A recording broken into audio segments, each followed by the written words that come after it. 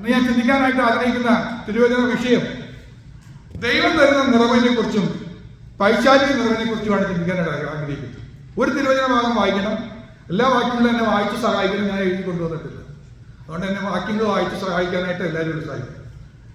എഫേസ്യ ലേഖനം 1-ാമത്തെ അധ്യായം 23-ാമത്തെ വാക്യം വായിക്കും. എഫേസ്യ ലേഖനം 1-ാമത്തെ അധ്യായം 23-ാമത്തെ വാക്യം. Ephesians chapter 1 verse 23.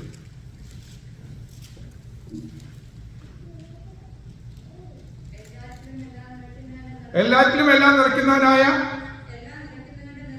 നിറയ്ക്കുന്നവന്റെ നിറവായ മതി. എല്ലാറ്റിലും എല്ലാം നിറയ്ക്കുന്നവൻ നമ്മുടെ കർത്താവ്. ഇവിടെ നമ്മുടെ ദൈവത്തിന്റെ ഒരു പ്രത്യേകതയാണ് പറയുന്നത്, അവൻ നിറയ്ക്കുന്ന ദൈവമാണ്. നിറച്ചു നൽകി തരും. നിറയ്ക്കാനാണ് ദൈവത്തിന് ഇഷ്ടം. അല്പം തരുന്നതിനല്ല ദൈവത്തിന് ഇഷ്ടം. അവൻ എപ്പോഴും സമൃദ്ധിയായി തരുന്നവനാണ്. അതുകൊണ്ടല്ലേ കാനാവിലെ കല്യാണ വീട്ടിൽ ചെന്നപ്പോ അവിടെ വീഞ്ഞില്ല എന്ന് പറഞ്ഞപ്പോ കർത്താവ് പറഞ്ഞു, അവിടെ ഇരിക്കുന്ന കൽപാത്രം കോരി നിറയ്ക്കാൻ പറഞ്ഞു. നിറയ്ക്കണമെന്നാ പറഞ്ഞത്. അല്പം നിറയ്ക്കുന്ന കുറച്ച് വെള്ളം അവിടെ വയ്ക്കുന്നല്ല പറഞ്ഞത്, നിറയ്ക്കാൻ പറഞ്ഞു. അവരെ കോരി വക്കോളം നിറച്ചു എന്നാ പറയുന്നത്, പറഞ്ഞ വാക്കിനനുസരിച്ച്. അപ്പൊ കർത്താവ് എപ്പോഴും തരാൻ ആഗ്രഹിക്കുന്നത് നിറവാണ് തരാൻ ആഗ്രഹിക്കുന്നത്. ദൈവം നൽകുന്ന നിറവുകൾ നമ്മുടെ വ്യക്തിപരമായ ജീവിതത്തിൽ നൽകുന്ന നിറവുകളുണ്ട്. ഒരു ഏഴെണ്ണം പറയണമെന്ന് ആഗ്രഹമാണ്. ദൈവം സഭയ്ക്ക് കൊടുക്കുന്ന നിറവുണ്ട്. സഭയെ നിറയ്ക്കുന്ന ചില വിഷയങ്ങളുണ്ട്. വീടുകളെ നിറയ്ക്കുന്ന നിറവുകളുണ്ട്. ഇതെല്ലാം ദൈവത്തിന്റെ നിറവുകളാണ്. ദൈവം നമ്മെ നിറയ്ക്കാൻ, സമൃദ്ധിയായി നിറയ്ക്കാൻ ആഗ്രഹിക്കുന്നു. വ്യക്തിപരമായ ജീവിതത്തെ നിറയ്ക്കാൻ ആഗ്രഹിക്കുന്നു. നമ്മുടെ ഭവനത്തെ നിറയ്ക്കാൻ ആഗ്രഹിക്കുന്നു. ദൈവസഭയെ നിറയ്ക്കാൻ ആഗ്രഹിക്കുന്നു.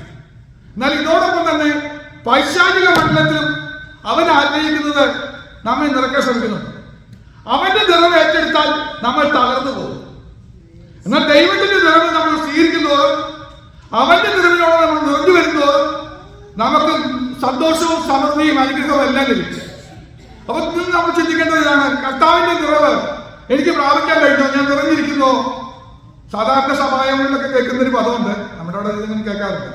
കർത്താവെ, നിങ്ങൾ ഒഴിഞ്ഞ പാത്രമായി കടന്നു വന്നിരിക്കുന്നു, നിറഞ്ഞ പാത്രങ്ങളായി കടന്നു പോകാൻ ഞങ്ങൾ സഹായിക്കണമെന്ന് പറഞ്ഞ സ്ഥിരം പല്ലവിയായിട്ട് നിങ്ങൾ കേട്ടിട്ടുണ്ടാവും. പ്രാർത്ഥനവാരം നാട്ടിലൊക്കെ സ്ഥിരം കേൾക്കാറുള്ളൊരു പ്രാർത്ഥനവാരം. അതേപോലെ സാക്ഷ്യങ്ങളിലും അതേപോലെ സ്ഥിരമായിട്ട് പറയുന്ന വാക്യങ്ങളൊക്കെ ഉണ്ട്. എന്നാൽ നിറഞ്ഞ പാത്രങ്ങളായി തന്നെ അയക്കാനാണ് ദൈവത്തിന് ഇഷ്ടം. ഇന്ന് ഏതെങ്കിലും പാത്രത്തിൽ കുറവ് വന്നിട്ടുണ്ടെങ്കിൽ അത് നിറയ്ക്കാൻ പോവുകയാണ്. അപ്പൊ പ്രാരംഭമായിട്ട് ദൈവം നിറയ്ക്കാൻ പോകുന്ന നിറവുകളെ കുറിച്ച് ചിന്തിക്കാൻ പോവുകയാണ്. വായിക്കാം. അപ്പോസ്തല പ്രവർത്തനങ്ങളുടെ പുസ്തകം 6-ാമത്തെ അധ്യായം 5-ാമത്തെ വാക്യം. Acts chapter 6 verse 5. ഈ വാക്ക് കൂട്ടത്തിനൊക്കെ ബോധ്യമായി. വിശ്വാസവും പരിശുദ്ധാത്മാവും നിറഞ്ഞ പുരുഷനായ മതി. വിശ്വാസവും പരിശുദ്ധാത്മാവും നിറഞ്ഞ പുരുഷനായ. അപ്പൊ ദൈവം നമ്മെ നിറയ്ക്കാൻ ആഗ്രഹിക്കുന്ന ഒന്നാമത്തെ വിഷയം, ദൈവമക്കളെ നിറയ്ക്കാൻ ആഗ്രഹിക്കുന്നത് വിശ്വാസവും പരിശുദ്ധാത്മാവിനെ നിറയ്ക്കാനായിട്ട് ആഗ്രഹിക്കുന്നു. ദൈവം നമ്മെ നിറയ്ക്കാൻ ആഗ്രഹിക്കുന്നത് വിശ്വാസം കൊണ്ട് നിറയ്ക്കാൻ പോവുകയാണ്, പരിശുദ്ധാത്മാവ് കൊണ്ട് നിറയ്ക്കാൻ പോവുകയാണ്. ഇന്ന് ദൈവസഭയിൽ കടന്നു വന്ന ദൈവമക്കൾക്ക് ഒരു പ്രത്യാശയുണ്ട്. ഞാനിന്ന് കടന്നു പോകുന്നതിന് മുമ്പ് എന്നിൽ ഒരു വിശ്വാസത്തിന്റെ നിറവ് ലഭിക്കാൻ പോവുകയാണ്. ഞാൻ പ്രാർത്ഥിക്കുന്ന വിഷയത്തിൽ വിശ്വാസത്തിന്റെ ഒരു നിറവ് ലഭിച്ചാൽ അതിന് ഫലം ഉണ്ടാകുക തന്നെ ചെയ്യും. വിശ്വസിക്കുന്നതിനാൽ ഈ അടയാളങ്ങൾ, ഈ അത്ഭുതങ്ങൾ നടക്കും. അപ്പൊ വിശ്വാസത്തിന്റെ ഒരു നിറവ് വന്നാൽ അത്ഭുതം നടക്കും, അടയാളം നടക്കും. എന്റെ ജീവിതത്തിൽ നടക്കും, എന്റെ കുടുംബത്തിൽ നടക്കും, എന്റെ തലമുറയിൽ നടക്കും. എന്റെ ആവശ്യങ്ങളുടെ മധ്യത്തിൽ അത്ഭുതം നടക്കും, അടയാളം നടക്കും. അതിന് കർത്താവേ എന്നെ വിശ്വാസം കൊണ്ട് നിറയ്ക്കണമേ എന്ന് പറയണം. അതോടൊപ്പം പറയേണ്ടതാണ് ആത്മാവ് കൊണ്ട് നിറയ്ക്കാൻ. ആത്മാവിന്റെ ഒരു നിറവാണ് നമ്മെ കൃപയെ നിർത്തുന്നത്. ആത്മാവിന്റെ നിറവുണ്ടെങ്കിൽ സ്തോത്രം, എല്ലാ പ്രതികൂലങ്ങളെയും തരണം ചെയ്തു. ആത്മനിറവുള്ള സ്തേവാനത്തെ കുറിച്ച് ഞാൻ പലപ്പോഴും പ്രസംഗിച്ചിട്ടുണ്ട്. ആത്മനിറവിന്റെ ലക്ഷണങ്ങളെ കുറിച്ച് പ്രസംഗിച്ചിട്ടുണ്ട്. 1-2 പെട്ടെന്ന് വേണമെങ്കിൽ പറയാം. ആത്മനിറവുള്ളവനെ അവന് ചുറ്റും നടക്കുന്ന വിഷയം അവനെ ബാധിക്കില്ല. സ്തേവാനത്തിന് കല്ലെറിഞ്ഞുകൊണ്ടിരിക്കുക, അവിടെ നിൽക്കുന്ന ആളുകൾ പല്ലി കടിക്കുന്നുണ്ട്, കോപാഭ്രാന്തരായിട്ട് നിൽക്കുന്നുണ്ട്. പക്ഷെ ഇതൊന്നും സ്തേവാനസിനെ ബാധിക്കുന്നില്ല. ആത്മനിറവ് ലഭിച്ചാൽ നമ്മുടെ ചുറ്റും നടക്കുന്ന വിഷയങ്ങളൊന്നും നമ്മെ ബാധിക്കില്ല. അതിനനുസരിച്ച് ഒരു ചാഞ്ചാട്ടം നമ്മിൽ ഉണ്ടാവില്ല. നമ്മുടെ ജീവിതം വളരെ ശാന്തമായിരിക്കും, കൂണ്ടാമായിരിക്കും. മറ്റൊരു ലക്ഷണം പറഞ്ഞാൽ ആത്മനിറവുള്ളവർ നോക്കുന്നത്, വിഷയങ്ങളുടെ മധ്യത്തിൽ നോക്കുന്നത് സഹായത്തിനായി മനുഷ്യപുത്രന്മാരിൽ ആശ്രയിക്കില്ല, ഉയരത്തിലേക്ക് കണ്ണുകൾ. നമ്മുടെ പ്രശ്നങ്ങൾ വരുമ്പോ അവരുടെ ഇടപെടട്ടെ, ഇവരൊന്ന് സഹായിക്കട്ടെ, ഇവർക്ക് കഴിയുന്നൊക്കെ ചിന്തിക്കുകയാണ്. എന്നാൽ ആത്മനിറവ് ലഭിച്ചാൽ, ആത്മാവിന്റെ ഒരു നിറവ് ലഭിച്ചാൽ നമ്മൾ ഉയരത്തിലേക്ക് നോക്കും. ആത്മനിറവ് പ്രാപിച്ചാൽ ഉയരത്തിലേക്ക് നോക്കുമ്പോൾ കാണുന്നത് അവന് വേണ്ടി എഴുന്നേറ്റ് നിൽക്കുന്ന കർത്താവിനെയാണ്. കഴിഞ്ഞ ദിവസം ഞാനത് ഓർമ്മപ്പെടുത്തി. കഴിഞ്ഞ സൺഡേയിൽ ഞാൻ ആ കാര്യം പറഞ്ഞതാണ്. അതുകൊണ്ട് ഞാൻ ആ ഭാഗത്തേക്ക് അധികം പോകുന്നില്ല. അവർ ദൈവം നമ്മെ നിറയ്ക്കാൻ ആഗ്രഹിക്കുന്നു, വിശ്വാസം കൊണ്ട് നിറയ്ക്കാൻ ആഗ്രഹിക്കുന്നു, പരിശുദ്ധാത്മാവ് കൊണ്ട് നിറയ്ക്കാൻ ആഗ്രഹിക്കുന്നു. അങ്ങനെ ദൈവജനത്തെ നിറച്ചിരുന്നു. അങ്ങനെയുള്ള പുരുഷന്മാരാണ് ആദിമസഭയിലുണ്ടായിരുന്നു.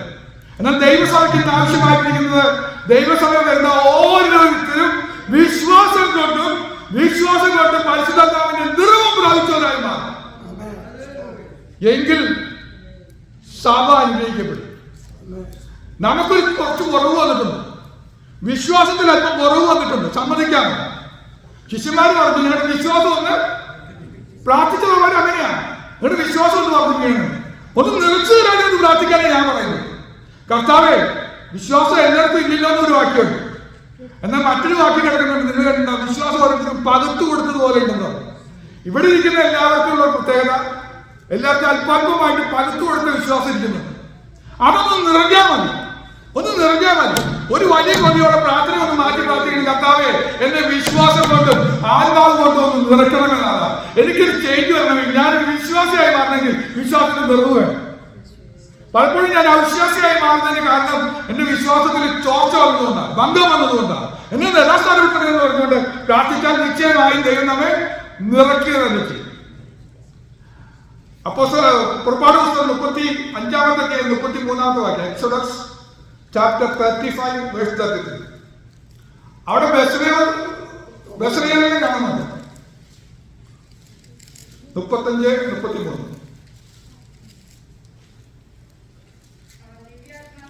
അവൻ ദിവ്യാത്മാവാണ്. 4 കാര്യങ്ങളോട് പറഞ്ഞിരിക്കുന്നു. ഒന്ന്, ദിവ്യാത്മാവ്, ജ്ഞാനം, ബുദ്ധി, അറിവ്, സകലവിധ സാമർത്ഥ്യം കൊണ്ടും. 5 കാര്യങ്ങളാണ് ഒരു മനുഷ്യന് നിറയ്ക്കാൻ ദൈവം കൊടുത്തത്. വേണോ നമുക്ക്? ഇതുണ്ടായിരുന്നെങ്കിൽ നമ്മൾ വ്യത്യസ്തരായി മാറും. നമ്മുടെ ജോലി ചെയ്യുന്നിടത്ത് നമ്മൾ വ്യത്യസ്തരായി മാറും, നമ്മുടെ വീട്ടിൽ നമ്മൾ വ്യത്യസ്തരായി മാറും, സമൂഹത്തിൽ നമ്മൾ വ്യത്യസ്തരായി മാറും, ബന്ധുക്കളുടെ ഇടയിൽ വ്യത്യസ്തരായി മാറും, ചാർച്ചക്കാരുടെ ഇടയിൽ വ്യത്യസ്തരായി മാറും. ഒന്നുകൂടെ വായിക്കാമോ? 5 കാര്യങ്ങളുണ്ടോ? ദിവ്യാത്മാവിനാൽ എന്തൊക്കെയാണ്? ജ്ഞാനം, ബുദ്ധിയും, അറിവും, സകലവിധ സാമർത്ഥ്യം കൊണ്ട് നിറച്ചു. അപ്പൊ ദിവ്യാത്മാവ് നിറയ്ക്കുന്ന 4 കാര്യങ്ങളാണ് പറഞ്ഞത്. സകലവിധ സാമർത്ഥ്യം. വിഷയങ്ങൾ വരുമ്പോൾ നമുക്ക് കഴിവില്ലാന്ന് തോന്നുക, ആ വിഷയം എനിക്ക് നിങ്ങൾ പ്രാപ്തിയില്ല, എല്ലാവരും സഹായിക്കണം എന്നൊക്കെ പറയേണ്ട സിറ്റുവേഷൻ വരാതെ നമുക്ക് അതിനൊരു സാമർത്ഥ്യം തരിക. ഏത് വിഷയവും സോൾവ് ചെയ്യാനുള്ള കഴിവ് ദൈവം ദിവ്യാത്മാവിനാൽ ദൈവമക്കൾക്ക് കൊടുക്കുന്നു. ഏത് വിഷയവും പരിഹരിക്കാനുള്ള ബുദ്ധി ദൈവം കൊടുക്കും, സാമർത്ഥ്യം കൊടുക്കും. എന്തിനു വേണ്ടിയിട്ട് അതെല്ലാം തരുന്നത് അറിയാമോ? സഭയ്ക്ക് വേണ്ടിയിട്ട്. എന്തിനാ ബെസ്രയേലിൽ നിന്ന് കൊടുത്ത്? ജ്ഞാനാത്മാവിനാൽ ഇതെല്ലാം സമാഗമന കൂടാരത്തിലെ ഉപകരണങ്ങൾ നിർമ്മിക്കാൻ, ദൈവാലയത്തിന് വേണ്ടിയുള്ള പണിക്ക് വേണ്ടി ഉപയോഗിക്കാനാണ്. അങ്ങനെയാണെങ്കിൽ ദൈവമക്കൾക്ക് തരുന്നതല്ല, ദൈവമക്കൾക്ക് വേണ്ടി മാത്രം ഒതുങ്ങാനുള്ളതല്ല, അത് ദൈവസഭയ്ക്ക് കൂടെ പ്രയോജനപ്പെടാനാണ്. നമ്മളൊരു അപ്രയോജന പാത്രമായി മാറാതെ കർത്താവിന് പ്രയോജനമുള്ള പാത്രമായി മാറണമെങ്കിൽ, സ്തോത്രം, അതിനായി ഒന്ന് സമർപ്പിച്ചു കൊടുത്താൽ ആ പാത്രത്തെ ദൈവം നിറയ്ക്കും. അവന്റെ മാനവന്ത്രമായി നമുക്കൊന്ന് മാറണ്ടേ? അങ്ങനെ മാറിയാൽ നമ്മെ നിറയ്ക്കാനായിട്ട് ദിവ്യ ആത്മാവ് വന്ന് നമ്മെ സഹായിക്കും. സ്തോത്രം. ഒരു വ്യക്തിയെ ദൈവം തെരഞ്ഞെടുത്ത് നിറച്ചാൽ ആ വ്യക്തി മൂലം ദൈവസഭയ്ക്കുണ്ടാകുന്ന മാനം എത്ര വലുതാണ്. കാണുന്നവർ പറയാ ഇത് എങ്ങനെ പറഞ്ഞു. അത്ഭുതം നിങ്ങൾ മനസ്സിലാക്കിയിട്ടുണ്ടോ എന്ന് എനിക്കറിഞ്ഞൂടാ. അവിടെ ഉണ്ടാക്കാൻ പറഞ്ഞ സ്ഥാനമൊന്നും ഭൂമിയിൽ ഉണ്ടായിരുന്നില്ല. വേറൊരു ആലയത്തിൽ മോഡൽ നോക്കി ഉണ്ടാക്കാനില്ല. ഇത് കണ്ടതാരാന്നറിയാമോ? മോശ മാത്രമേ കണ്ടിട്ടുള്ളൂ. പർവ്വതത്തിൽ വെച്ച് അല്ലെങ്കിൽ ദർശനം കൊടുത്തത്, വെളിപ്പാട് കൊടുത്തതിന് രൂപഭംഗിയൊക്കെ കൊടുത്തത് മോശയുടെ ഹൃദയത്തിലാണ്. മോശയ്ക്ക് ഇത് വരച്ചു കൊടുക്കാനുള്ള കഴിവൊന്നുമില്ല. മോശ പറയാ ഒരു വിളക്കുണ്ട് ഇങ്ങനെ, അത് 7 കവറുണ്ടെന്നൊക്കെ പറയാ. അത് എക്സാക്ട്ലി എന്താണോ മോശ കണ്ടത്, മോശയ്ക്ക് ദൈവം കാണിച്ചു കൊടുത്തത്, അത് അതേപോലെ വാർത്തെടുത്തുണ്ടാക്കാനായിട്ട് ഈ മനുഷ്യന് കഴിയും. മനസ്സിലായി? അപ്പൊ ദൈവത്തിന്റെ ചിത്തം എന്താണോ ദൈവം ദൈവസഭയിൽ ആഗ്രഹിക്കുന്നത്, ഏത് വിധത്തിൽ മുന്നോട്ട് പോകണമെന്ന് ആഗ്രഹിക്കുന്നോ ആ വിധത്തിലേക്ക് നമ്മെ കൊണ്ട് പണിയിക്കാൻ ദൈവത്തിന് കഴിയും. ദൈവമേ, ഞാൻ ഈ സഭയില് ഒരു മാനമാത്രമല്ലാതെ അല്ലെങ്കിൽ ഹീനകാര്യത്തിന് ഉപയോഗിക്കുന്ന തുപ്പൽക്കോളാമ്പിയായി മാറാതെ കർത്താവെ ഒരു പാനപാത്രമായി അങ്ങയുടെ കരങ്ങളിലേക്ക് വരാൻ എന്നെ സമർപ്പിക്കുന്നു എന്ന് പറയും. സങ്കീർത്തനക്കാരൻ 23 പറയുന്നത് എന്റെ പാനപാത്രവും നിറഞ്ഞു കവിയുന്നു എന്ന് പറയുന്നത്. നമ്മൾ സമർപ്പിച്ചാൽ ആ ഇടയിൽ നിന്ന് ഏൽപ്പിച്ചു കൊടുത്താൽ അല്ലെങ്കിൽ മെനയുന്ന കുശവന്റെ കയ്യിൽ നിന്ന് ഏൽപ്പിച്ചു കൊടുത്താൽ അവൻ മാനപാത്രമായി നമ്മെ മെനയുക മാത്രമല്ല നിറയ്ക്കുകയും ചെയ്യും. നിറയുക മാത്രമല്ല കവിയുകയും ചെയ്യും. കാരണം ദൈവം നമ്മെ നിറയ്ക്കുന്നതോടൊപ്പം ആത്മാവ് നമ്മെ നിറച്ചുകൊണ്ടിരിക്കുക. ത്രിയേക ദൈവം നമ്മെ നിറച്ചുകൊണ്ടിരിക്കുക. ദിവ്യാത്മാവിനുള്ള നിറവ് ലഭിക്കുമ്പോ നമ്മൾ പിന്നെ ഹീനപാത്രമായി മാറുകയില്ല, മാനപാത്രമായി മാറും. അത് എല്ലാവർക്കും പകരപ്പെടുന്നതാണ്. ഇനി ഒന്നുകൂടെ പറയാം, ആ പാനപാത്രമായി മാറ്റപ്പെട്ടാൽ വീഞ്ഞ് എല്ലാവരും സന്തോഷിപ്പിക്കുന്നതാണ്. ഞാൻ എന്റെ സഭയിൽ എല്ലാവരും സന്തോഷിപ്പിക്കാൻ കഴിയുന്ന ഒരു പാത്രമായി മാറണം. എന്നിലൊരു നിറവുണ്ടെങ്കിൽ ഞാൻ ആരെയും ദുഃഖിപ്പിക്കില്ല, ഞാൻ എല്ലാവരും സന്തോഷിപ്പിക്കും.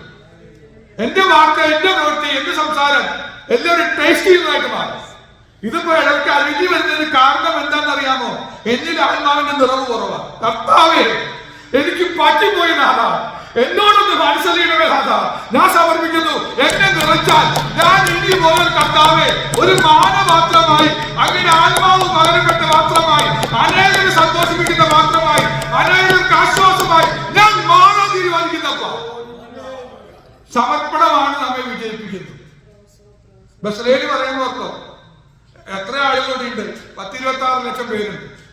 എനിക്ക് ഈ പണിക്കൊന്നും മനക്കണം വയ്യ, വേറെ ആരെങ്കിലും നോക്കിക്കോ എന്ന് പറയണം. തെരഞ്ഞെടുത്തെന്ന് പറയുമ്പോൾ ഓക്കെ, ഞാൻ സമർപ്പിക്കുന്നു, എനിക്ക് കഴിവില്ല, പക്ഷെ എന്റെ ദൈവം ശക്തനാക്കുന്നവൻ, എന്നെ നിറയ്ക്കുന്നവൻ, എന്നെ നിറച്ചു കഴിഞ്ഞാൽ എന്നെ കൊണ്ട് സകലം പ്രാപ്തിയുള്ളതാണ്. എന്നെ ശക്തനാക്കുന്നവൻ മുഖാന്തരം ഞാൻ സകലത്തിലും മതിയായി വരും. നമ്മൾ പറയുന്നത് അവളെ കൊണ്ട് കഴിയില്ല എന്നാ. ഞാൻ പറയുന്നത് ഇവിടെ ഇരിക്കുന്ന ഓരോരുത്തരെ കൊണ്ട് സഭ പണിയാൻ കഴിയും. പണിയോ? ഒന്നുമില്ലാത്ത സഹോദരിമാരെ കൊണ്ട് ഇസ്രായേൽ ഗ്രഹം പണിയിച്ചു നമ്മൾ വായിക്കുക. എന്തുള്ളവരൊക്കെ അവരെ കൊണ്ട് പണിയിച്ചു എന്നാ പറയുന്നത്. ദൈവത്തിന് കണ്ടി കർത്താവേ, ഞാൻ മൂലം ദൈവസഭ പണിയപ്പെടട്ടെ. ആരല്ല ദൈവസഭ പണിയപ്പെടുന്ന കല്ലുകൊണ്ടൊന്നും വിധിയല്ല. എങ്ങനെ പണിയണം? ജീവനുള്ള കല്ലുകളെ കൊണ്ട്, ചില ജീവനുള്ള കല്ലുകൾ ചേർന്ന് വരുവാൻ കർത്താവെ എന്നെ ഉപയോഗിക്കണമെന്ന് പറയുമ്പോൾ ആ ഒരു ശക്തിയോട് ആലോചിക്കുകയാണ്. ഞാൻ വേഗത്തിൽ മുന്നോട്ട് പോകാം. അപ്പോസ്തല പ്രവൃത്തികളുടെ പുസ്തകം തന്നെ 6:3 6:3 അപ്പോസ്തല പ്രവൃത്തികളുടെ പുസ്തകത്തിൽ അടയാളം വെച്ചേക്കുന്നത്.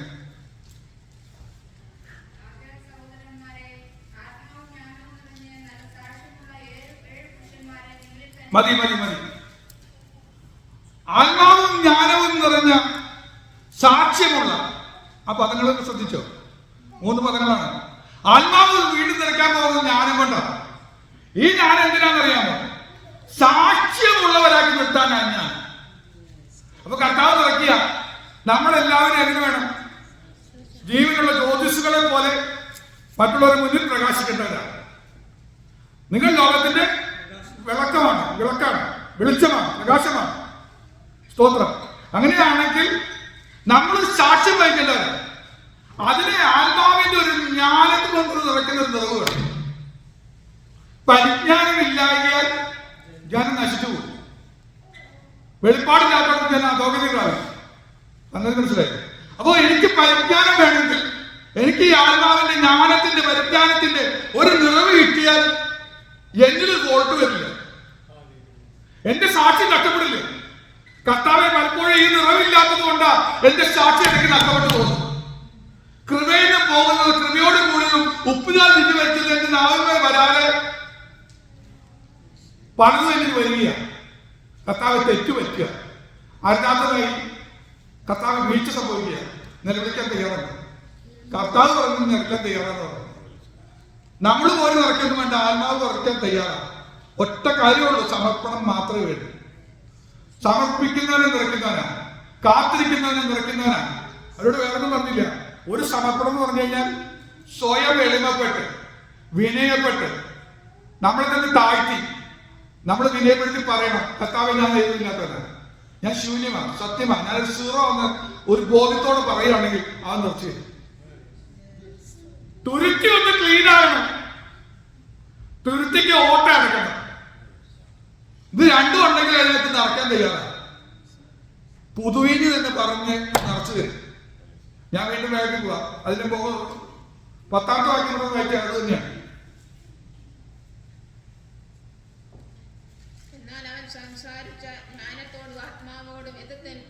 മതി മതി. അപ്പൊ ഈ ജ്ഞാനം സാക്ഷ്യം തരുന്ന ജ്ഞാനമാണ്. ഈ ജ്ഞാനം നാവിൽ അധികാരം തരുന്ന ജ്ഞാനമാണ്. അവന് ജ്ഞാനത്തിന്റെ വാക്കിലൂടെ ആർക്കും എതിർത്ത് നിൽക്കാൻ കഴിഞ്ഞില്ല. ഒന്ന് ഓർത്തു നോക്കി എത്ര ചേഞ്ച് വരാൻ പോകുകയെന്ന് പറഞ്ഞിട്ട് എന്റെ സാക്ഷ്യം നിലനിർത്താൻ ജ്ഞാനത്തിന്റെ ആത്മാവ് വേണം. ആ ജ്ഞാനത്തിന്റെ ഒരു നിറവ് തന്നാൽ എന്റെ സാക്ഷ്യം വിജയിക്കും. ജ്ഞാനത്തിന്റെ ഒരു നിറവ് തന്നാൽ എന്റെ എന്റെ വാക്കിനൊരു അധികാരം വരാൻ പോകുക. എന്റെ വാക്കിനോട് എതിർത്ത് നിൽക്കാൻ ആർക്കും കഴിയാതെ. യെസ്, ഇത് ദൈവത്തോട് സംസാരിച്ചതാ. ഇതിന് നിഷേധിക്കാൻ പറ്റില്ലെന്ന് പറയത്തക്ക വേണം. ആത്മനിറവില്ലേ അവിടെ വ്യാപരിക്കുന്നത്. എന്നെ ഒന്നും നിറക്കണമെന്നും പറഞ്ഞത് ലൂക്കോസ് 2:40 ലൂക്ക് ചാപ്റ്റർ 2:40. പൈതൽ വളർന്നു, ഞാൻ പറഞ്ഞു, ദൈവകൃപയും. അപ്പൊ ഈ ജ്ഞാനം എന്തിനാ? കൃപയും കൂടെ കൊണ്ടുവരുന്നതാണ്. അപ്പൊ ജ്ഞാനത്തിന്റെ നിറവിൽ 3 കാര്യങ്ങളാണ് ഞാൻ പറഞ്ഞത്. നമ്മൾ നിസ്സാരമായി കാണരുത്.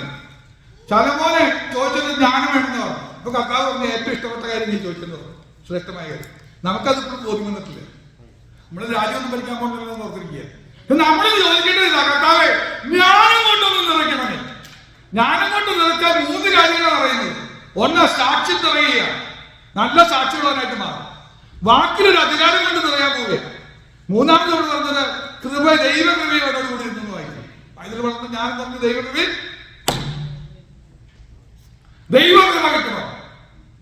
നമ്മളിൽ ദൈവകൃപ വേണ്ടേ? എന്താ ദൈവകൃപ ഉണ്ടായ ഗുണം?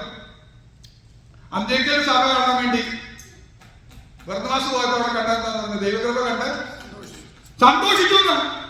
എന്റെ ദൈവകൃപ കണ്ടാൽ എന്റെ അടുത്ത് ആരെങ്കിലും വന്നാൽ അവർക്ക് സന്തോഷം വരും. എന്നെ ആരെങ്കിലും കണ്ടു കഴിഞ്ഞാൽ അവർക്ക് സന്തോഷം വരും. കോമാളിത്തരം കാണിച്ചിട്ടല്ല പറയുന്നത്. ഒരു സന്തോഷം, ഒരു വാക്ക് സ്തോത്രം പറയുമ്പോൾ ഒരു സന്തോഷം വ്യാപിക്കും. ദൈവങ്ങളെ നമ്മെ കുറിച്ച് ദൈവം ആഗ്രഹിക്കുന്നതാണ്. ദൈവം അതിന് തയ്യാറുമാണ്. പക്ഷെ നമുക്ക് സമർപ്പിക്കാൻ കഴിയുന്നില്ല. നമ്മൾ തുരുത്തി ഒന്ന് ക്ലീൻ ചെയ്ത് അവരുടെ ശരീരത്തിൽ കാണിച്ചു കൊടുക്കാൻ തയ്യാറാകുന്നില്ല. അവൻ പകരാൻ തയ്യാറായിട്ട്, ഒഴിക്കാൻ തയ്യാറായിട്ട് നിറയ്ക്കുക. കർത്താവേ, ഞാൻ പ്രാർത്ഥിക്കുമ്പോ വീണ്ടും വീണ്ടും ആവർത്തിച്ച് പ്രാർത്ഥിക്കുക, കർത്താവ് ജ്ഞാനം കൊണ്ട് നിറക്കണം, ജ്ഞാനം കൊണ്ട് നിറക്കണം. എനിക്ക് നിലവിളിക്കാൻ തോന്നുകയല്ലോ, അത് വായിക്കാൻ ചിന്തിച്ചപ്പോൾ തന്നെ നിലവിളിക്കാൻ തോന്നുക. എത്ര നേരം കാര്യമെന്ന് എനിക്കറിഞ്ഞൂടാ. കർത്താവെ നിറച്ച് പറ്റും. ശലോമോനൊന്ന് കരഞ്ഞു വർദ്ധിച്ചപ്പോ കർത്താവ് പറഞ്ഞു ഞാൻ തരാമെന്ന് പറഞ്ഞു. അവനെ നിറച്ച് കരഞ്ഞു എന്നാ പറയുന്നത്. ജ്ഞാനം കൊണ്ട് നിറച്ചു എന്ന് പറയും. ഞാൻ വേഗത്തിൽ മുന്നോട്ട് പോട്ടെ. 6:8 വായിച്ച്. Acts chapter 6:8.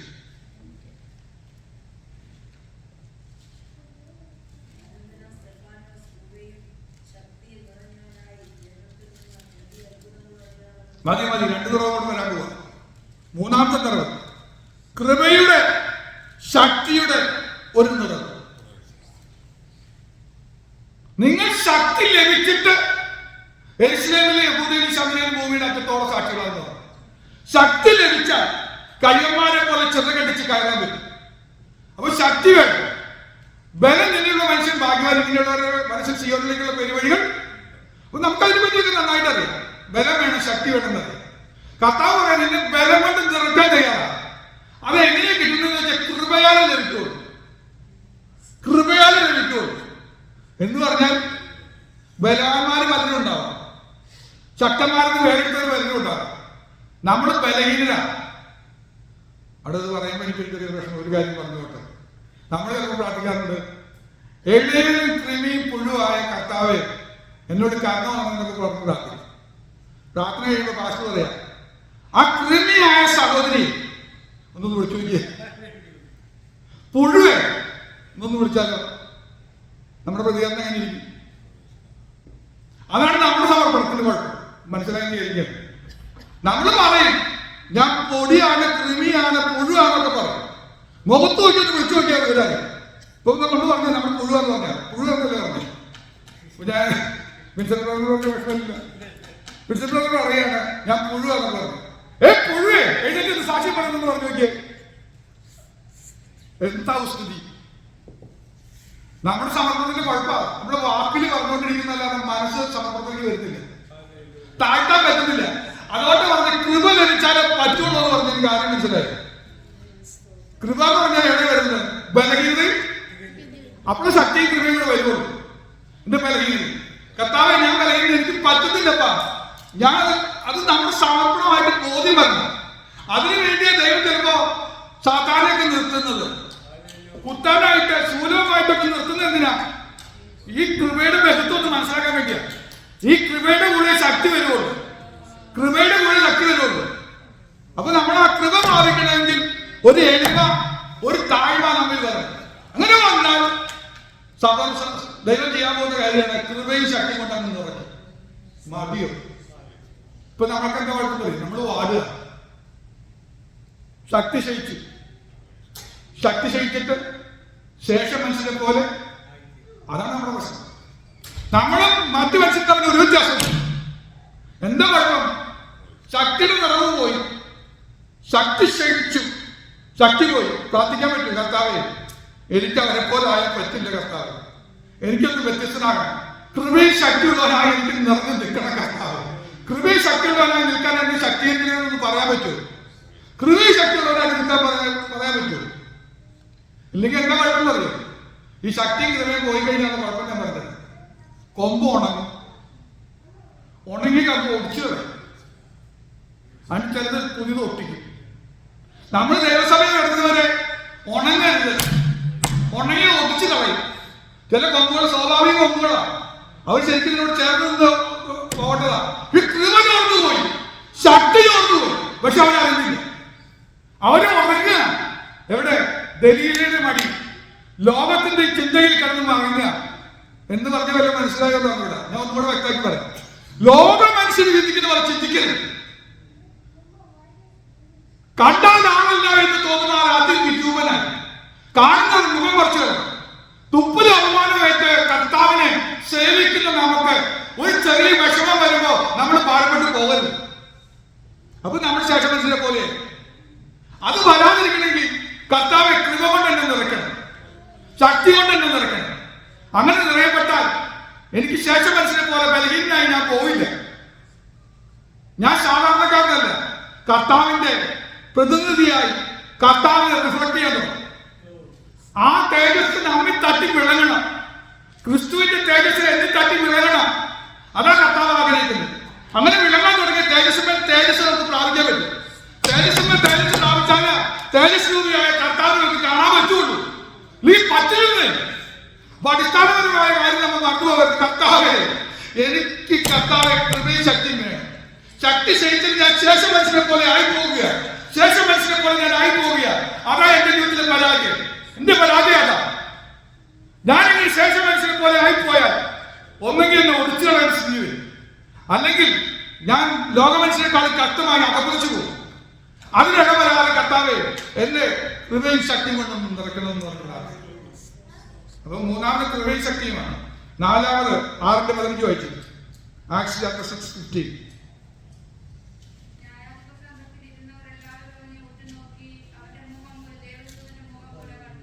മതി. അവങ്കിലേക്ക് നോക്കിയ പ്രകാശിതരായി അവരുടെ മുഖപ്രകാശത്തിന്റെ ഒരു നിറവ്. മുഖത്തില് എപ്പോഴും മുഖം മ്ലാനമാകുന്നത് കർത്താവിന്റെ സാന്നിധ്യം അനുഭവിക്കാൻ പറ്റാതെ വരുമ്പോൾ മുഖം മ്ലാനമാകും. എമ്മോസിലേക്ക് പോയ ശിഷ്യന്മാരുടെ മുഖം മ്ലാനമായിരുന്നു, പ്രകാശമൊന്നുമില്ല, ഒന്നുമില്ല. അവര് മുഖം പാടിയതിനെ പോലെ ഇരിക്കുക. എന്താ കാരണം? കർത്താവ് മരിച്ചുവെന്ന് പറഞ്ഞിട്ടിരിക്കുക. കർത്താവ് ചേർന്ന് നടന്ന് അവനിൽ നിന്നും എല്ലാം പ്രാപിച്ചാൽ അല്ലേ, അവൻ മുറുക്കി തന്ന അപ്പത്തിന്റെ കഷ്ണമൊക്കെ തിന്നുമ്പോൾ നമ്മുടെ കണ്ണൊക്കെ തുറക്കും, തെളിയും, മുഖത്തിൽ പ്രകാശം വരും. ഇനി ഒന്നുകൂടെ പറഞ്ഞ, ഒരു മലയുടെ മുകളിലേക്ക് ഒരു മനുഷ്യൻ കയറുന്നുണ്ട്. ആ മനുഷ്യന്റെ പേര് മോശ, മലയുടെ പേര് സീനായി എന്നാണ്. അവിടെ കയറി തിരുസന്നിധിയിൽ ഇരുന്ന് പുറത്തേക്ക് ഇറങ്ങി വരുമ്പോൾ ആ മനുഷ്യന്റെ മുഖത്തൊക്കെ പ്രകാശിച്ചു വായിക്കും. നമുക്ക് കുഴപ്പം എന്താണെന്നറിയോ? നമ്മൾ ഈ മലയുടെ മുകളിലേക്ക് കയറുന്നില്ല. രാവിലെ ഞാൻ പറഞ്ഞതുപോലെ പ്രാർത്ഥനയുടെ ചില ഉയരങ്ങളിലേക്കൊന്നും കയറാൻ പറ്റത്തില്ലെന്ന്. നമ്മൾ താഴ്വാരത്തിൽ നിൽക്കുക. താഴ്വാരത്തിലെ പ്രശ്നം എന്താണെന്നറിയാമോ? ഒരു ചന്ദ്രരോഗിനെ കൊണ്ട് വന്നിട്ടുണ്ട്, ഒരു അപ്പൻ വിഷമത്തിൽ വന്നിട്ടുണ്ട്. നമ്മൾ ശാസിക്കുന്നു, വത്സിക്കുന്നു, ബന്ധിക്കുന്നു, ഒന്നും പറ്റാതെ വരുമ്പോൾ വെടിവെക്കുന്നു കൊണ്ട് പറയുന്നു. ശാസിക്കുന്നു, വത്സിക്കുന്നു, ബന്ധിക്കുന്നു, ഒന്നും പറ്റില്ല, നീ വെടിവെച്ചിട്ടായാലും ഭൂതം പൊക്കോട്ടെ എന്ന് പറഞ്ഞിട്ട്. പണ്ട് ഒരു സഭയില് കൂട്ടായ്മ നടത്ത പാസ്റ്റ് പോയ സമയത്ത് സ്റ്റെപ്പിനിയായിട്ട് പ്രാർത്ഥന നടത്തുന്നുണ്ട്. ഞാനവിടെ ഭയങ്കര ശക്തമായി പ്രാർത്ഥിച്ച് ആരാധിക്കുന്ന പെട്ടെന്ന് ഒരു ശബ്ദം കേട്ടു, വെടിവെക്ക് പാസ്റ്ററെ, വെടിവെക്ക് പാസ്റ്ററെ, വെടിവെക്ക് പാസ്റ്ററെ. എന്റെ കർത്താവിൽ എന്താ സംഭവിക്കുന്നത് എനിക്ക് പിടുത്തം കിട്ടില്ല. അടുത്ത വെടിവെക്കപ്പാ, വെടിവെക്കപ്പാ, വെടിവെക്കപ്പാ എന്ന് പറഞ്ഞിരിക്കുന്നു. എന്താണെന്ന് പിടുത്തം കിട്ടുന്നില്ല. ഞാനാകെ അപ്സെറ്റായിരുന്നു. ഇതെന്താ സംഭവിക്കുന്നത്, വെടിവെക്കാൻ പറഞ്ഞിരിക്കുന്നു. അപ്പൊ പ്രാർത്ഥന കഴിഞ്ഞപ്പോൾ ഞാൻ ചോദിച്ചു എന്താ സംഭവം ചോദിച്ചപ്പോൾ പറഞ്ഞു അതൊരു തമിഴ് സഹോദരി, അത് വെടിവിക്കാതെ പറഞ്ഞോണ്ടിരിക്കുന്നത്. എനിക്ക് തിരിയുന്നത് വെടിവെക്കണ്ട. അപ്പൊ നമ്മുടെ പ്രശ്നം എന്താ, വെടിവെക്കാന്ന് പറഞ്ഞ് നമുക്ക് വലിയ വിശ്വാസമൊന്നുമില്ല. വെടിവെക്കുന്നു ഒന്നും പറ്റില്ലെങ്കിൽ വെടിവെച്ചെന്ന് പറഞ്ഞിട്ട് നിൽക്കുക. ഈ പോരാട്ടാണ് പോയി കിട്ടണമെന്ന് പറഞ്ഞു. ഇതാണ് നമ്മുടെ പ്രശ്നം. ഇവിടെയാണ് നമ്മുടെ പ്രശ്നം കിടക്കുന്നത്. എന്നാൽ ഒരു കാര്യം പറയാം, നമുക്ക് ദൈവസഭയിലൊന്നും ഇരിക്കാൻ കഴിഞ്ഞ, തിരുവചനവുമായിട്ടൊന്നും ഇരിക്കാൻ കഴിഞ്ഞ നിറയും. അങ്ങനെയാണ് മോശം പറഞ്ഞത്. മുഖപ്രകാശത്തിന് നിറവേറ്റിയത് എങ്ങനെയാണ്? തിരുസന്നിധിയിലിരുന്നു എന്ന് പറഞ്ഞാൽ തിരുശാന്തത്തിന്റെ കീഴിലിരുന്നു, തിരുവചനവുമായിട്ടിരുന്നു, വേറിട്ടിരുന്നു, മാറിയിരുന്നു. അല്ലേ മറ്റുള്ളവരിൽ നിന്ന് താഴെ നടക്കുന്ന, താഴ്വാരത്ത് നടക്കുന്ന കോലാഹലത്തിലൊന്നും പെടാതെ ഒന്നും മാറി നിന്നാൽ, ഈ താഴെ നടക്കുന്ന കോലാഹലം നടക്കുന്നത്, അതവന്റെ ശുശ്രൂഷയിൽ നടക്കുന്ന കോലാഹലം നടക്കുന്നത്, ഈ കോലാഹലത്തിലൊന്നും പെടാതെ നമ്മളൊന്ന് മാറി നോക്കി നമ്മുടെ മുഖം പ്രകാശിക്കാൻ തുടങ്ങും. കർത്താവേ, എനിക്ക് ഈ വിഷയങ്ങളുടെ കോലാഹലത്തിൽ പെട്ടുപോകാതെ കർത്താവെ എനിക്കൊന്ന് മാറി നിന്ന് എന്റെ മുഖം ഒന്ന് പ്രകാശിക്കണം. ഇല്ലെങ്കിൽ എന്താ പ്രശ്നം, നമ്മുടെ മുഖം അങ്ങ് വാടിപ്പോ. കായീനെ, നിന്റെ മുഖം വാടുന്നത് എന്താ വാടുന്നതിന് കാരണം? എന്താ വാടുന്നതിന് കാരണം? ആരാധനയിൽ ദൈവം പ്രസാദിച്ചില്ല. കാരണം വ്യവസ്ഥ പ്രകാരം ആരാധിച്ചില്ല. കായനിൽ ദൈവം പ്രസാദിച്ചില്ല, അതുകൊണ്ട് അവന്റെ ആരാധനയിൽ പ്രസാദിച്ചില്ല. നമ്മിൽ ദൈവം പ്രസാദിച്ചാൽ ഈ മുഖമൊന്നും പാടില്ലെന്ന് പറയാം. നീ മുന്നോട്ട് പോട്ടെ, ഞാൻ നേരത്തെ പോട്ടെ. അപ്പൊ നാലാമത്തെ മുഖപ്രകാശനം പറയാം. 7:55 വായിച്ചു. 7:55 ആക്ട്സ് ചാപ്റ്റർ 7:55.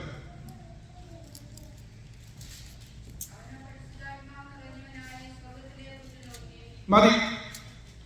പരിശുദ്ധാത്മാവ് പറയുന്ന സ്വർഗത്തിലേക്ക് ഒരു കാഴ്ച കൊടുക്കുക എന്ന് പറഞ്ഞാൽ അഞ്ചാമത്തെ കാര്യം ദർശനത്തിന് നിറവ് തരുന്നത്. എത്ര പേർ വിശ്വസിക്കുന്നു? ദർശനം കൃപാവരപ്രാപ്തർക്ക് മാത്രമാണ് കൊടുത്തത്? അല്ല, ദൈവം ദൈവമക്കൾക്ക് തരാനുള്ള ദർശനം കിട്ടിയോ? കിട്ടിയിട്ട് പോലും എങ്ങനെയെന്ന് പറയണം. എന്താ നമ്മൾ ചോദിച്ചോണ്ടിരിക്കുന്നത്? നിങ്ങൾ ദർശനം കാണും. എങ്ങനെ ദർശനം കാണുന്നു? വചന സ്വപ്നം കാണുന്ന ഈ ദർശനം കാണാന്ന് പറയുന്നത്. എല്ലാ ദർശനങ്ങൾക്കും പോയ പുസ്തകത്തിൽ ഇനി പുതിയതൊന്നും കണ്ടുപിടിക്കൊന്നും വേണം. ചില നരകം കണ്ടു എന്ന് പറഞ്ഞിട്ട് വലിയ റിപ്പോർട്ടൊക്കെ പറയാറുണ്ട്.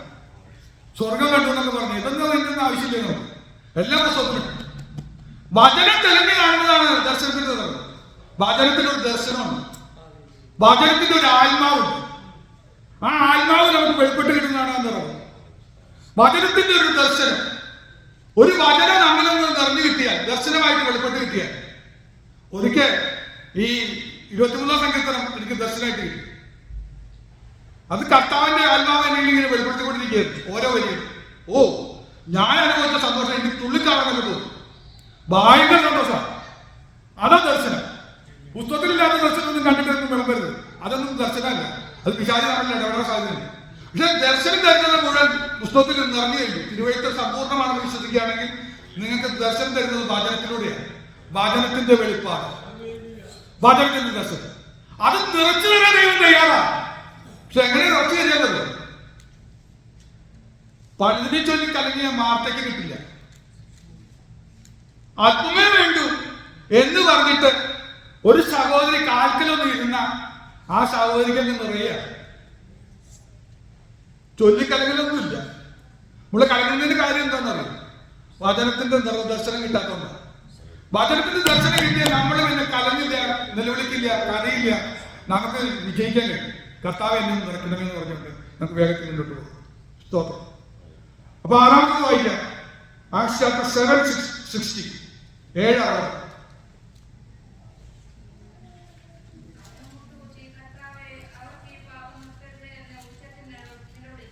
മതി. അവർക്ക് ഈ പാപം നിർത്തരുത് എന്ന് ഉറക്കെ വിളിക്കുക. അതെങ്ങനെ പറ്റി? അതിന്റെ പേരാ സ്നേഹത്തിന്റെ നിറവ്. കാൽവരി ക്രൂസിൽ കണ്ട സ്നേഹത്തിന്റെ നിറവ് സ്തേഫാനോസ് നിറഞ്ഞു. എന്താ കാൽവരി ക്രൂസിൽ സ്നേഹം? ഇവർ ചെയ്യുന്നത് എന്തെന്നറിയാമെങ്കിൽ ഇവരോട് എങ്ങനെ ശത്രുവിനെ സ്നേഹിക്കാൻ പറ്റാതെ? മുഖത്ത് തുപ്പിയവരെ സ്നേഹിക്കുക, മുഖത്തെ കാടിരാമങ്ങൾ പിഴുതു നടത്തവരെ സ്നേഹിക്കുക, അവന് വേണ്ടി പ്രാർത്ഥിക്കാൻ പറ്റൂ നമുക്ക്? കർത്താവെ തകർന്നുപോയി. ഒരല്പം വിഷമം ആരോടെങ്കിലും നമുക്ക് തോന്നിയ അവർക്ക് വേണ്ടി പ്രാർത്ഥിക്കാൻ പോലും നമുക്ക് പറ്റും. മനസ്സിൽ തോന്നിയ പോലെ നമ്മൾ സ്കിപ്പ് ചെയ്യും. നമ്മൾ പറയുന്നത് ഞാൻ പ്രാർത്ഥിക്കുന്നത് അവർക്ക് ദോഷം വരുന്നത്. ദൈവം അവരോട് പ്രതികാരം ചെയ്യണമേ എന്ന് പറഞ്ഞിട്ട് സംഗീതത്തിൽ ഒരു വാക്യം എടുത്തിട്ട് അങ്ങ് പ്രാർത്ഥിക്കാന്ന് ഒരു തോന്നലൊക്കെ വരിക. ഇതാണ് നമുക്ക് പറ്റിയ കുഴപ്പം. ക്രിസ്തുവിന്റെ സ്നേഹത്തിന് നിറവ് വന്നാൽ പ്രതികാരം ചിന്ത വരില്ല. പ്രതികാരം ചിന്ത വരുമോ? വർക്കിലുണ്ട്. അപ്പൊ നമ്മൾ പറയുന്ന കർത്താവേ, നിങ്ങൾ തമ്മിൽ തമ്മിൽ സ്നേഹിക്കുന്നുവെങ്കിൽ വാസ്തവമായ ശിഷ്യന്മാരെന്ന് ലോകം അറിയും. ഇന്നിപ്പോ ലോകം അറിയുന്നത് എന്താ? നമ്മൾ ചിന്നിയിരിക്കുക, ചെതറിയിരിക്കുക എന്നൊക്കെ പറഞ്ഞുകൊണ്ടിരിക്കുക. നമുക്ക് പ്രശ്നം എന്താ? നമുക്ക് സ്നേഹിക്കാൻ പറ്റുന്നില്ല. ഞാൻ കഴിഞ്ഞ ദിവസം ഓർമ്മപ്പെടുന്നതുപോലെ പാപിനിയായ സ്ത്രീ സഭയിൽ കയറി വന്ന അവളുടെ അടുത്ത് ചെന്നിരിക്കാൻ നിനക്ക് മനസ്സിലുണ്ടോ? അവളുമായി കർത്തവേശം പങ്കെടുക്കാൻ നിനക്ക് മനസ്സില്ലെങ്കിൽ, അവൾക്ക് സ്നേഹചുംബനം കൊടുക്കാൻ നിനക്ക് മനസ്സില്ലെങ്കിൽ, സഹോദരിയെ, നിന്നിൽ ദൈവസ്നേഹം വസിക്കുന്നില്ല. പ്രശ്നം മനസ്സിലായി? കുറവുള്ളവരാണ്, പോരായ്മയുള്ളവരാ. എന്റെ കർത്താവ് അവരെല്ലാം സ്നേഹിച്ചെങ്കിൽ അതേ സ്നേഹം എന്നിൽ നിറയുന്നില്ലപ്പ, എനിക്ക് പറ്റുന്നില്ല. ശരിയാണോ എന്ന് നിങ്ങൾ ആലോചിച്ച് നോക്കും. സഹോദരന്മാരെ, നമ്മളൊന്ന് ആലോചിച്ച് നോക്കും. നമുക്ക് പറ്റുന്നുണ്ടോ? നമ്മി വന്ന് പറയുന്നത് ശത്രു കൊണ്ടുവരുന്ന ചില ചിന്തകൾ. അത് ഞാൻ എടുത്ത് പറയാൻ പോവുക, ലിസ്റ്റ് പറയാൻ പോവുക. പറ്റുമെന്ന് അറിഞ്ഞോളൂ, വേഗത്തിലൂടെ പോവാം. അപ്പൊ സ്നേഹം കൊണ്ട് നിറഞ്ഞാൽ സകലത്തും വേണ്ടി പ്രാർത്ഥിക്കാനും ക്ഷമിക്കാനും കഴിയും. താവ എനിക്ക് സ്നേഹത്തിന് നിറവ് വേണമെന്ന് പറയാം. ഇനി ഏഴാമത്തെ ഞാൻ പറയാം, ലൂക്കോസ് 1:53. കർത്താവ് നിറയ്ക്കുന്നതിന് ഒരു വ്യവസ്ഥ കൂടെ പറഞ്ഞ് ആ ഭാഗം ഞാനും വിടാം. ലൂക്കോസ് ചാപ്റ്റർ 1:53. വിശന്നിരിക്കുന്നവരെ നന്മകളാൽ നിറച്ചു. മതി, സമ്പന്നന്മാരെ വെറുതെ അയച്ചു. അപ്പൊ ദൈവം നിറയ്ക്കുന്ന ഏഴാമത്തെ നിറവ് നന്മകളാൽ നിറക്കാൻ ദൈവം ചെയ്യുക. നന്മ അംബാനിക്ക് കൊടുക്കാനുള്ളതോ അത് ലോകമനുഷ്യർക്ക് കൊണ്ട് നിറയ്ക്കാനല്ല ദൈവം ആഗ്രഹിക്കുന്നത്, നമുക്ക് നിറയ്ക്കാൻ ആഗ്രഹിക്കുന്നുണ്ട്. നന്മകളോ തന്നെ നിറയ്ക്കും. ആത്മീക നന്മ കൊണ്ട് നിറയ്ക്കും, ഭൗതിക നന്മ കൊണ്ട് നിറയ്ക്കും വിശ്വസിക്കുന്നതാണ് ഞാൻ. ചിലര് പറയുന്നത് ദൈവം ഈ ലോകത്ത് ആത്മീക നന്മ കൊണ്ട് മാത്രം നിറയ്ക്കുള്ളൂ. അങ്ങനെയൊന്നുമില്ല, ഭൗതിക നന്മ കൊണ്ട് നിറയ്ക്കും. എത്രത്തോളം നിറയ്ക്കുന്നു ചോദിച്ചു കഴിഞ്ഞാൽ അമ്മാനിന്റെ അത്ര നിറയ്ക്കുന്നില്ല. ജീവനും ഭക്തിക്കും വേണ്ടുന്ന കാര്യങ്ങളെല്ലാം നിറവേറ്റത്തക്കവണ്ണം നിറയ്ക്കും. പോരായ്മ വരാതെ ദൈവം നിറയ്ക്കും. ഒന്ന് തിരിഞ്ഞു ചോദിക്കേ, ദൈവം നിറച്ചു തന്നില്ല ഇതുവരെ. നടത്തിയ വിധങ്ങൾ ഓർത്താൽ നന്ദി ചെയ്യാതിരിക്കുമോ? നന്മകളെ നിറയ്ക്കും. ആരെയാണ്? വിശന്നിരിക്കുന്നത്. നമുക്ക് വിശപ്പില്ല, നിറവ് വേണമെന്നൊരു താല്പര്യം പോലും നമുക്ക് വന്നിട്ടില്ല. അതുകൊണ്ടാണ് നിറയാത്തെന്ന് പറഞ്ഞു. അപ്പോ ഒന്നാമത് ഞാൻ നേരത്തെ തുടക്കത്തിൽ പറഞ്ഞു, നിറവ് വേണമെങ്കിൽ വേണ്ടത് യഥാർത്ഥ സമർപ്പണം വേണം. ആ സമർപ്പണം ഞാൻ പറഞ്ഞു, കഴുകിയ പാത്രവും ഓട്ടയില്ലാത്ത പാത്രവുമായി അവൻ ശരീരത്തിൽ നിന്ന് ചെന്നാൽ മതി. ഇനി ഒന്നുകൂടെ പറയുകയാണെങ്കിൽ, ഈ ഒരു വിശപ്പുണ്ടെങ്കിൽ ദൈവം നമ്മെ നിറയ്ക്കും. വിശപ്പുണ്ടെങ്കിൽ നിറയ്ക്കും. അപ്പൊ ദൈവിക നിറവ് ഈ വിധത്തില്ല, ദൈവം നിറയ്ക്കാൻ ശക്തനാണ്. എന്തായാലും ഒരു കാര്യം ഞാൻ പറയട്ടെ, പിശാച് നിറയ്ക്കാൻ തയ്യാറാണ്. പക്ഷെ പിശാച് വെറുതെ ഒന്നും നിറയ്ക്കില്ല. സാത്താന്റെ തന്ത്രങ്ങൾ നിങ്ങൾ അറിയാത്തവരുണ്ട്. നമ്മൾ അറിയേണ്ട ഒരു കാര്യമുണ്ട്. 4 വാതിൽ നമുക്കുണ്ട്. 4 വാതിൽ. ഒരു വാതിലും കൂടെ കർത്താവ് പോകും, രണ്ടത്തെ വാതിൽ കൂടെ. ഞാൻ വാതിൽ നിന്ന് മുട്ടുന്നു, ആരെങ്കിലും എന്റെ ശബ്ദം കേട്ട് വാതിൽ തുറന്നാണ്. നമ്മൾ വാതിൽ തുറന്നു കൊടുക്കുകയാണെങ്കിൽ, മെയിൻ ഡോർ തുറന്നു കൊടുക്കുകയാണെങ്കിൽ കർത്താവ് വരും. പക്ഷെ കള്ളനും കവർച്ചക്കാരനും മെയിൻ ഡോർ കൂടെ വരുമോ? പിശാച് മെയിൻ ഡോർ കൂടെ വരില്ല. ബാക്കി 3 വാതിലുണ്ട്, ഒന്ന് ബാക്കില്, 2 സൈഡിലും ഉണ്ട്. ആ 3 ഡോറിൽ ഏതെങ്കിലും ഒന്ന് തുറന്നിട്ടാൽ പിശാച് കയറി വരും. ഇല്ലാതെ പിശാച് കയറി വരില്ല. നമ്മൾ തുറന്നിട്ടാൽ മാത്രമേ കയറി വരുള്ളൂ. ഏതൊക്കെ ഈ 3 ഡോറെന്ന് ഞാൻ പറഞ്ഞുതരാം. ഒന്നാമത്തെ ഡോർ, ക്ഷമിക്കുക. കഴിയുന്നില്ലെങ്കിൽ ആ വാല് തുറന്നിടും. ക്രിസ്തു നിങ്ങളോട് ക്ഷമിച്ചതുപോലെ നിങ്ങൾ തമ്മിൽ ക്ഷമിക്കാൻ പറ്റുന്നില്ലെങ്കിൽ വാത് തുറന്നുപോയി. ബാക്കത്തെ ഡോർ പിശാച് കയറി. കർത്തൃപ്രാർത്ഥന എടുക്കുന്നത് ഞങ്ങൾ ഞങ്ങളുടെ കടക്കാരോട് ക്ഷമിച്ചതുപോലെ ക്ഷമിച്ച കർത്താവ് ക്ഷമിക്കാന്ന് പറഞ്ഞു. മനസ്സിലായോ? മെയിൻ ഡോറാണ് ബാക്കിൽ. ആ ഡോറ് തുറന്നു കിടക്കുകയാണ്, ക്ഷമിക്കാതെ തുറന്നു കിടക്കുകയാണ്. അതുകൊണ്ട് കർത്താവ് നാലേക്ക് വരുന്നതിന് മുമ്പ് ആരോടെങ്കിലും എന്തെങ്കിലും ഉണ്ടെങ്കിൽ നിങ്ങൾ ക്ഷമ ചോദിച്ചിട്ട് വേണം പ്രാർത്ഥിക്കാനും ആരാധിക്കാനും. ഈ ഡോർ തുറന്നു കിടക്കുകയാണെങ്കിൽ പിശാച് ഓടിക്കരുത്. രണ്ടാമത്തെ സൈഡിലത്തെ ഒരു ഡോർ പറയാം, കോപം. കോപിച്ചാൽ നിങ്ങൾ പാപം ചെയ്യരുത്. സൂര്യൻ അസ്തമിക്കുന്നതിന് മുമ്പ് കോപം പറഞ്ഞു തീർക്കും. ഇല്ലെങ്കിൽ ആ ഡോർ തുറന്നു കിടക്കും. ആ ഡോർ തുറന്നു കിടക്കുന്ന സൈഡ് വാലിൽ കൂടെ പിശാച് കയറി. മൂന്നാമത്തെ ഡോർ രഹസ്യഭാവങ്ങളാണ്. നമുക്ക് മാത്രമേ അറിയുള്ളൂ. നമ്മൾ രഹസ്യഭാവത്തിൽ തന്നെ വസിക്കുമ്പോൾ അതിന് മുന്നോട്ട് പോകുമ്പോൾ ആ ഡോർ തുറന്നു കിടക്കുമ്പോൾ അത് കൂടെ കയറി അവകാശം പറഞ്ഞു വരും. ഇവനെ എനിക്കുള്ളതെന്ന് പറയും. ഈ 3 ഡോറും തുറന്നു കിടക്കുന്ന ചിലരുണ്ട്. നമുക്കൊക്കെ പറയുകയാണെങ്കിൽ നമ്മുടെ 3 ഡോറും തുറന്നു കിടക്കുന്നത് അതായത് പിശാച് കയറിക്കൊണ്ടിരിക്കുന്നത്. ആ പിശാച് കയറിയാൽ കുഴപ്പമില്ല. രാമൊന്ന് നടക്കാൻ പോകും. ഞാൻ വേഗത്തിൽ പറഞ്ഞു പോകാം. ബാക്കി എനിക്ക് വായിക്കാൻ സമയമില്ല. 5 മിനിറ്റിനുള്ളിൽ നിർത്താം. വിലാപം 3:15 പറയുന്നത് കയ്പ് കൊണ്ട് നിറച്ചു എന്നാ പറയാം. അപ്പൊ പിശാച് നിറയ്ക്കും, ജീവിതം കയ്പാക്കി മാറ്റും. സന്തോഷമില്ല. കയ്പ് എന്ന് പറഞ്ഞാൽ അത്യന്തം കയ്പാക്കി എനിക്ക് ഭവിച്ചു എന്ന് പറയുന്ന മാറും. ഡോറ് കൊണ്ടു കൊടുത്താ നിറക്കാൻ തോന്നും. അവൻ വന്നാൽ ഇത് അകത്ത് കൊണ്ടെന്ന് നിറയ്ക്കും, കയ്പ് കൊണ്ടെന്ന് നിറയ്ക്കും. അവരോട് കയ്പ്, ഇവരോട് കയ്പ്, ആകെ കയ്പ്. എല്ലാം ജീവിതം തന്നെ കയ്പായി മാറുക, ആകെ പ്രസിദ്ധിയായിട്ട് മാറുക. കയ്പ് കൊണ്ട് നിറയാനായിട്ട് സാധ്യത. മൊർദെഖായിയുടെ കാര്യം എസ്തറിന്റെ പ്രസിദ്ധി പറയുന്നുണ്ട്, 3:5 പറയുന്നുണ്ട്. ആ കോപം കൊണ്ട് തുടങ്ങും. അതായത് ഹാമാൻ കോപം കൊണ്ട് നിറയാണ്. അപ്പൊ പിശാച് കൊണ്ട് രണ്ടാമത് നടക്കുന്ന സാധനം എന്താണ്? കോപം. അപ്പൊ കയ്പ് കൊണ്ടൊന്ന് നിറയ്ക്കും, കോപം കൊണ്ടൊന്ന് നിറയ്ക്കും. മൂന്നാമത്തെ എഹെസ്കേലിന്റെ പ്രവചന പുസ്തകം 28:16 28:14 പറയുന്നത്. എഹെസ്കേൽ 28:14 ഇവിടെ പറയുന്നത് സാഹസം കൊണ്ട് നിറയ്ക്കും. ഞാനെനിക്ക് മലയാളം പറയാൻ ചെയ്യാൻ പാടില്ല. ഒന്നുകൂടെ നമ്മുടെ നാടൻ മല പറഞ്ഞ് കുറെ പൊട്ടത്തിറങ്ങി കാണിച്ചു. പിശാച് കൊണ്ട് നിറച്ചതായി സാഹസം, പിശാചിന്റെ പ്രവർത്തനം. അപ്പോസ്തല പ്രവൃത്തി 19:21 അവിടെ കലഹം കൊണ്ട് നിറഞ്ഞെന്ന് പറഞ്ഞു. ജനത്തിന്റെ ഇടയിൽ കലഹം കൊണ്ട് നിറഞ്ഞെന്ന് വായിക്കുന്നുണ്ട്. കലഹം ഒരു 4ാമത് പിശാച് കൊണ്ട് നിറയ്ക്കുന്നതാണ് കലഹം കൊണ്ട് നിറയ്ക്കും. 5ാമത് വെളിപ്പാട് ദിവസം 17:3 വായിക്കുന്നുണ്ട്. ദൂഷണനാമങ്ങൾ നിറഞ്ഞു എന്ന് പറയുന്നുണ്ട്. ദൂഷണനാമം എന്ന് പറഞ്ഞാൽ വായിൽ കൊള്ളാത്തത്, ആവശ്യമില്ലാത്തതൊക്കെ നമ്മുടെ വായിൽ കൊണ്ടുവന്ന് നിറച്ചു. അപ്പൊ പിശാചിനെ ഇടകൊടുത്താൽ 3 വാതിലിലെ ഏതെങ്കിലും ഒരു വാതിൽ തുറന്നിട്ടാൽ പോലും പിശാച് കയറി വന്നിട്ട് യുദ്ധം കൊണ്ടു നടക്കും. പിന്നെ ദൈവം വന്ന് കർത്താവ് ഒന്നും നടക്കില്ല. പ്രശ്നം മനസ്സിലായി? വീട് അടിച്ചു വാരി വൃത്തിയാക്കി ഇതൊക്കെ ഒന്ന് മാറ്റി വൃത്തിയാക്കി വാതിലടച്ച് പ്രാർത്ഥിക്കണം. രഹസ്യത്തിൽ കാണുന്ന പിതാവ് ഇരിക്കണം. വാതിലൊക്കെ അടയ്ക്കാമെന്ന് പറഞ്ഞ് നമ്മൾ മനസ്സിലാക്കിയത് ഈ 3 ഡോർ അടക്കേണ്ട കാര്യമല്ല. നമ്മളെന്താ വീട്ടിനകത്ത് റൂമിൽ കയറി ഒറ്റയ്ക്കിരുന്ന് പ്രാർത്ഥിക്കേണ്ട കാര്യം ചിന്തിച്ച് അതല്ല സത്യം. ഈ 3 ഡോർ അടച്ചിട്ട് നിങ്ങളൊന്ന് പ്രാർത്ഥിച്ച് പിതാവ് തുറന്ന് മെയിൻ ഡോർ വന്ന് മുട്ടുമ്പോൾ ഒന്ന് തുറന്നു കൊടുത്താൽ, പിതാവ് തുറന്നു കൊടുത്താൽ വന്ന് ദൈവികമായ നിറവ് കൊണ്ട് നമ്മളെ നിറയ്ക്കും. അവന്റെ എല്ലാ നിറവിനോടും നിറച്ചു വരുന്നത്. അപ്പൊ ദുഃഖത്തിന്റെ 6:45 പറയുന്നത് ഹൃദയം നിറഞ്ഞു കവിയുന്നതല്ലോ. ഇപ്പൊ ഹൃദയത്തിൽ നിറയേണ്ടത് എന്താ? ദൈവത്തിന്റെ നിറവ് നിറയും. ദൈവത്തിന്റെ നിറവ് നിറഞ്ഞാൽ എന്റെ വായ് പ്രസ്താവിക്കുന്നത് സ്തുതിയായിരിക്കും, സന്തോഷമുള്ള അതിരായി മാറും. എന്റെ വായിൽ നിന്ന് വരുന്നത് കൃപയോട് കൂടിയതും ഉപ്പിനായിട്ട് മാറും. ഹൃദയം ദൈവത്തിന്റെ നിറവുകൊണ്ട് നിറയും.